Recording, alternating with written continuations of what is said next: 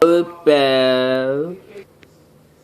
In one of a few half-hour-long specials of Ed, Edd n Eddy, titled The Eds Are Coming, Jimmy has a nightmare where aliens attack the cul-de-sac, and actually takes hearing the premise and knowing the nature of ray guns. In one of a few half-hour-long specials of Ed, Edd n Eddy, titled The Eds Are Coming, Jimmy has a nightmare and actually takes a whole area away. Hearing the premise and knowing that the nightmare is very baiting of ray guns. Instead, however, we are treated with a massive buzzsaw slammed nowhere. A hellish purple vortex rips open the sky, sending down many more of these buzzsaw, with the menacing spiked mechanical tentacles swooping down and capturing a terrified Sarah. Jimmy's hanging on for dear life. The two attempt to reach out to one out of nowhere. A hellish purple vortex rips open the sky, sending down many more of these buzzsaw, with the menacing spiked mechanical tentacles swooping down and capturing a terrified Sarah. Jimmy, now bruised and beaten, desperately attempts to reach Sarah, but falls into one of the newly formed crevices, hanging on for dear life. The two attempt to reach out to one another, screaming each other's names, but it's of course no use. Jimmy's grip weakens, and he falls to his death.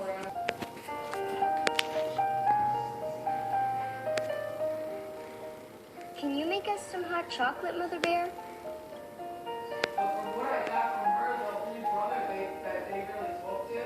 Well, it is another case of, oh, this nightmare actually traumatizes Jimmy into having PTSD flashbacks to it throughout the episode. Attacked by them! Oh! Caterpillars! Yum! Don't eat them, Duck. They're friendly. Hello, Caterpillar. Are actually aliens at the cul-de-sac. And things get even freakier when they find a glowing green meteorite at the playground, and a hand pops out of it. The hand turns out to be Ed's, who claims that the aliens experimented on him. They try to sacrifice Naz to the aliens, who in the end turned out to be just Rolf's weird family. So, no harm, no foul.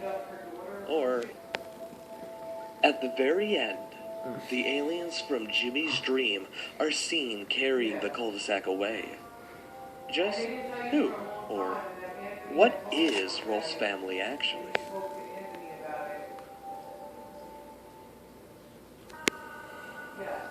Rocket power. Sound gag and animation.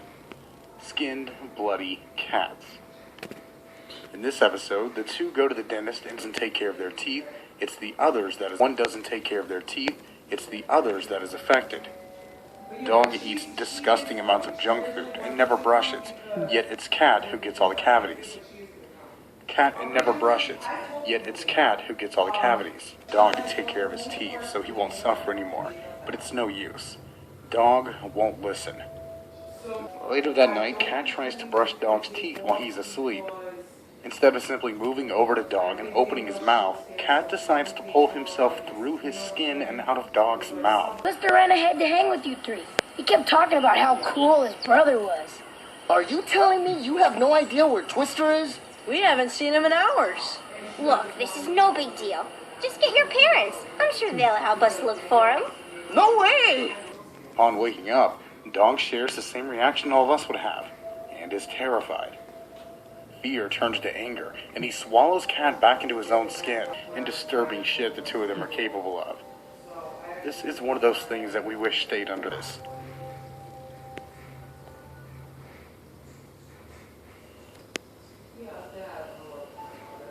Yeah, Danny sure. Power Rangers ever give off a creepy or disturbing vibe. They're usually unintentionally funny, if anything else. Well, and disturbingly creepy. In the 12th episode of the original series, titled Power Ranger Punks, the evil Baboo slips a potion to Kimberly and Billy's drinks. While these two are out of commission, Rita Repulsa creates a new monster to finish off the remaining Rangers, the Terror Toad. The unnerving thing about Terratoad is not only its unsettling design, but also the fact that he eats the Power Rangers and shows their faces on his stomach.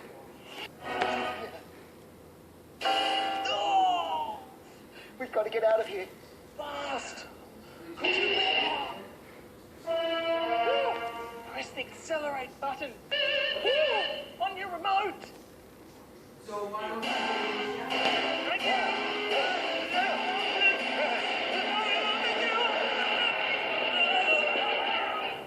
The way he devours the Rangers is so disturbing and grotesque. The disgusting use of his teeth and the gagging noises he makes don't do the scene any favors either. After eating both the Yellow and Black Ranger, the Red Ranger is forced to face the Terratoad. Alone. Thankfully, Alpha and Zordon are able to cure Kimberly and Billy, allowing them to morph back into the Pink and Blue Rangers to assist Red in his fight. Zordon informs them that in order to defeat the Terratoad, they must cut off his horns and then attack the weak point on his neck. It's hard to see under all that hair. Hair! Hair? What did you got to get your hair? What are you doing? Where have you been? What have you been doing? Where have I been? Well, I went to get some broccoli. I took out the garbage. Granger shoots arrows into his throat, freeing their other Rangers, and in one final attack, they kill him by shooting an arrow in his mouth. The episode ends with them playing an innocent game of volleyball at the rec center. Talk about a tonal shift. Terratoad never appears again, thankfully, with the exception being in Flash Magic Wand.